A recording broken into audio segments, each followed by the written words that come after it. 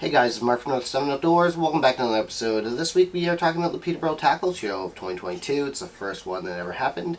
And we're going to talk about what I got, why some people hated it, and why I loved it, and the one thing I would change about it. So let's dive into her and get her done.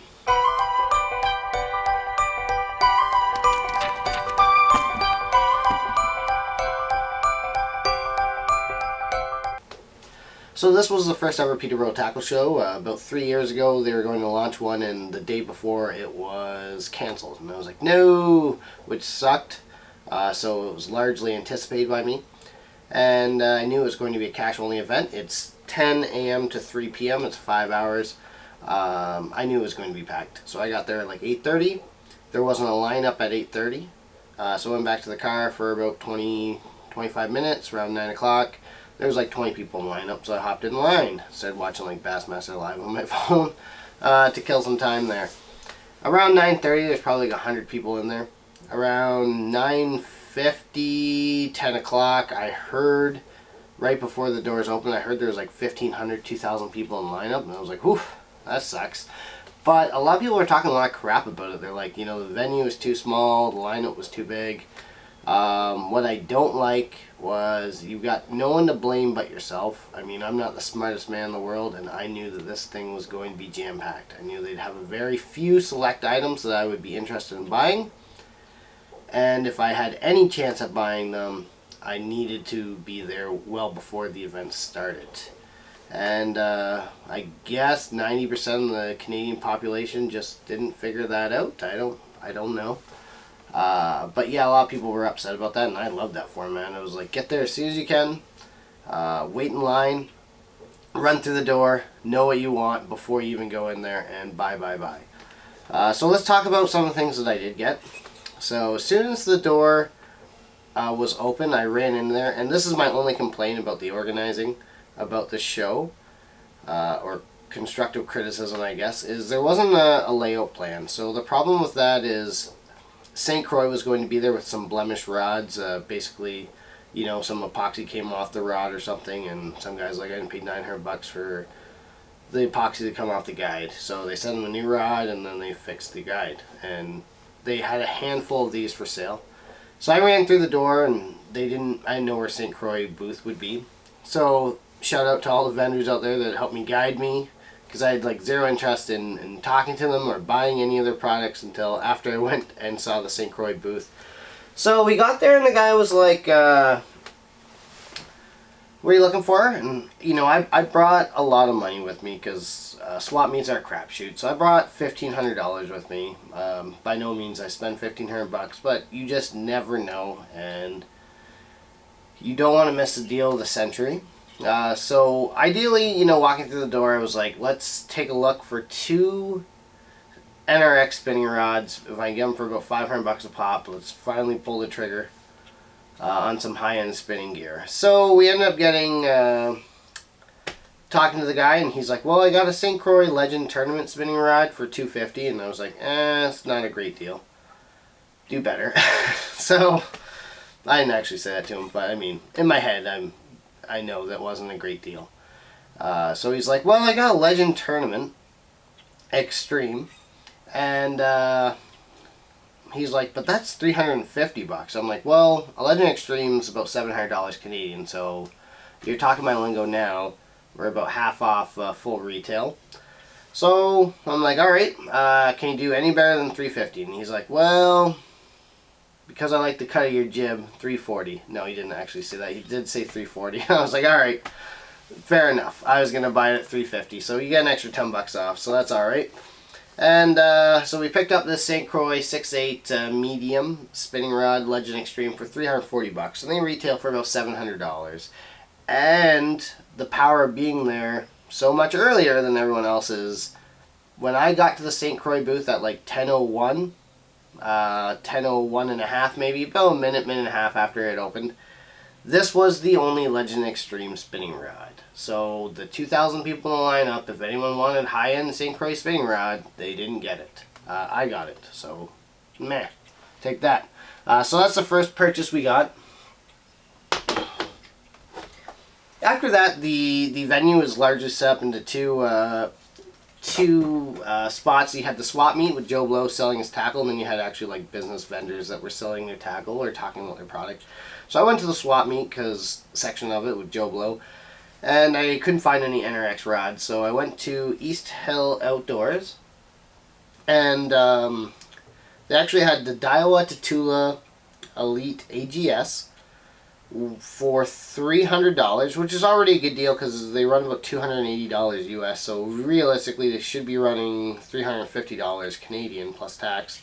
So they were $300, but that day they were $200, and I got a free Daiwa sock. So I ended up getting these 7'4"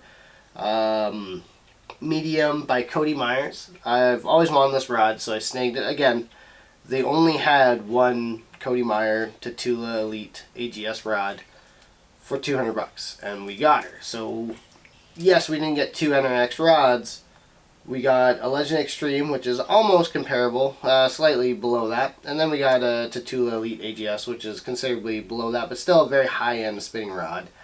So that's our spinning rods that we ended up going to the show. So it made everything worth it.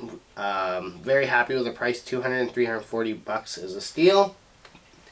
Back to the swap meet. So an interesting aspect of the swap meets are sometimes famous people sell their stuff, and when I say famous, I mean famous to me.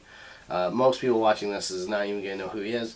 But there's a Canadian angler, his name's David Chong, and he was selling a lot of his crap. Well, not crap, but, you know, not the world. He didn't have a lot of the world's nicest stuff either. It is what it is. Maybe he keeps it for himself, and this is stuff he wants to sell. Anyways, Daiwa Zillion rod, 7 foot extra heavy, $150. Not a great deal, not a good deal, an okay deal, fair to okay.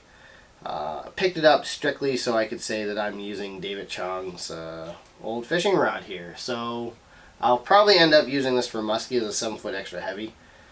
Half ounce to 2 ounce, so you know, it's pretty big heavy duty rod here. Again, for $150, if it was someone else, I probably would have been like, nah. But for David Chong, we'll buy his rod from him. Alright, so those are the 3 rods that I bought. So let's talk a little bit about the swap meet aspect. Actually, you know what? We'll go to the East Hill Outdoors. So East Hill Outdoors actually has some crazy deals. They had a lot of stuff in their bin for $2, and some of the stuff in their bin was the Daiwa Gary Yamamoto, the Nico Straight and the Nico Fats here for $2 a bag, which is as cheap as you will probably ever find them. We got a handful of those. What else did we got here?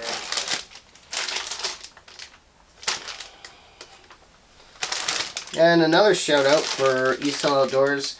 They were selling Gary Yamamoto packs 3 for $10, which is an absolute steal. We got Dirty Shad, let's see, Perch, and Natural Shad. Now, I wouldn't go out and spend $14 a bag on these colors, but Gary Yamamoto does make a lot of crappy colors. And these 3 colors are actually okay, so I'm not against them.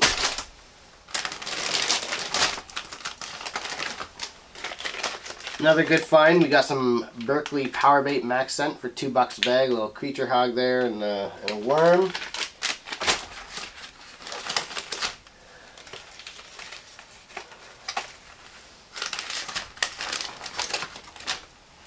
And we got a handful of brand new jigs for $2 a pop. We got 3 Denny Brower Strike King Structure jigs here, Strike King Pro Model jig, and a Punisher jig, Canadian made, used by the Johnston brothers. $2 a piece. They were a steal. I wish the guy had more, but we ended up buying 5 jigs. The structure jigs alone are probably like $8 a pop.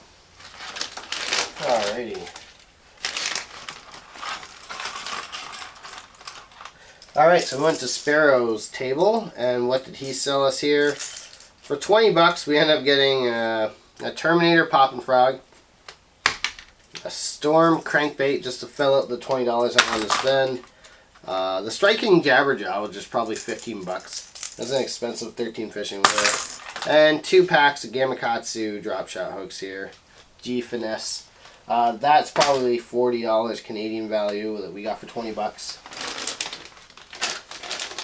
A few Z-Man bags we got in here for $2. So it's a running occurrence here is finding a bunch of soft plastics that I didn't need for $2 a pop. Let's see. Couple bags of the Skinny Dipper Swim Bait by Reaction Innovation for $2 a bag, and Mega Bass, some kind of creature bait there that I've never even heard of. Price sticker on it says $12.50, and we got her for $2 a bag. We got it.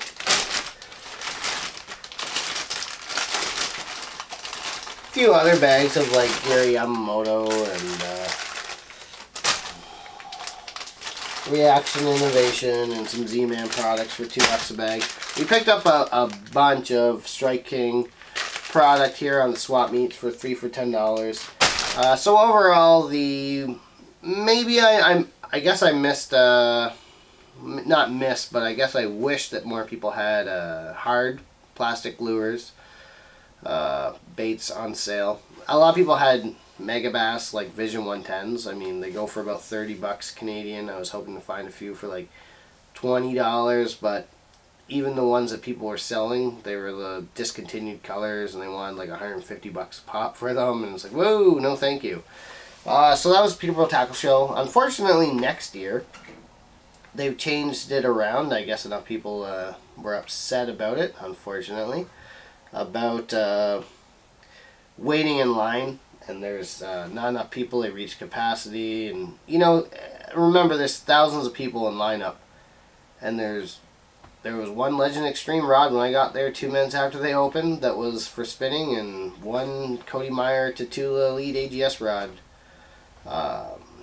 in stock. So I mean, the other 1,900 people, or let's say the other 150 people that want high-end spinning rods, they were not going to get them. But you know, if someone's going to win, it might as well be me, I suppose, in that sense. But yeah, I guess next year they're changing the place around and having multiple entrances and a bigger venue, and more people can enter, which sucks for the people, you know, the diehards like me that were out there an hour before. Hey buddy, an hour before they opened, and Titan wants to get fed here, so we're gonna cut the video. You want up, Titan? Cut the video a little short here. So thank you guys for watching. It's now Easter weekend, so Peterborough Tackle Show. Yeah, come to the 2023 event. It was a great time. So thank you guys for watching, and take care. Gotta go feed my cat.